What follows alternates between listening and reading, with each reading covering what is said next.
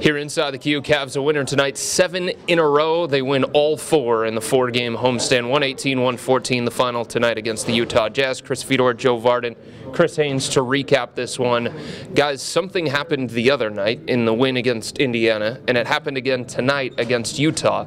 David Blatt has shortened his rotation. All of the conversation coming into this season was about playing more guys, limiting some of the starters' minutes, going deeper into the rotation because the bench was better.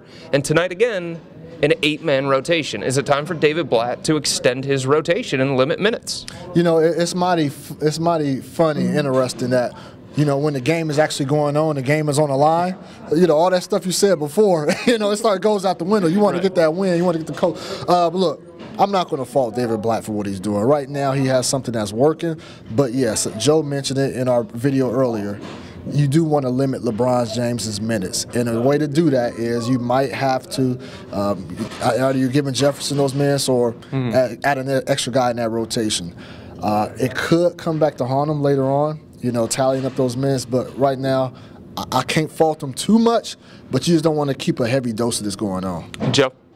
Right. I mean, I know the point that you're trying to make, and I do agree with it. It's alarming that in November you're playing 8 guys, and it's only happened the last 2 games. But Kyrie Irving and Iman Shumpert are going to play a ton of minutes once they come back, and that means that 2 starters on a team that's won 7 straight are going to be on the bench. So now your rotation goes to 10 right away. And then now you're trying to figure out if Anderson Varejao deserves some time and James Jones on top of that. So, you know, they've limited the rotation for the last couple games, but I don't think it's a problem yet. Chris, Anderson Varejao tonight, 5 minutes and 33 seconds, didn't even play against Indiana. Why not a lot of minutes for Andy at the beginning?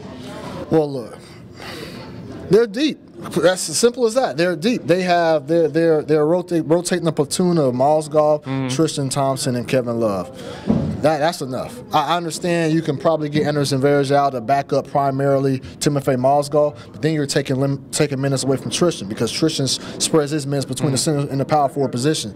There's simply no room for him right now, and I'm sorry to say. And Aaron Varejao, his game hasn't diminished from what we've seen. The limited minutes we saw in the preseason, the regular season, his game hasn't really diminished, but there's just other better guys out there, better options right there.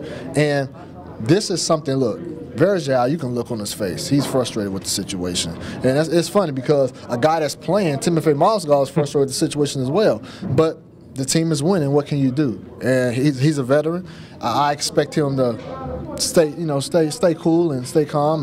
But we'll see what happens. But no, I mean, you can't knock Blatt for what he's doing right now. Cavs 7-1 on the season, heading on the road for a couple here before they come back to the Q.